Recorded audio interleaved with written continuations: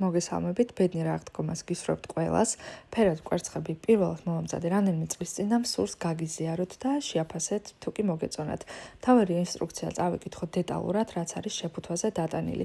ამ შემთხვევაში მე წინასწარ მოხარშული კვერცხები უნდა ჩამალაგებინა გამზადებულ ფერებში, აი კრეიონის ფანქრით მოვხატე, მეორე უბრალოდ ჩავდე მწვანე ფერში, მესამე ფოლგით შევახვიე, ხოლო მეოთხე კვერცხი ავათამაშე ლურჯსა და იასამნისფერ ფერებში და შედეგიც აი ესეთი გამოვიდა.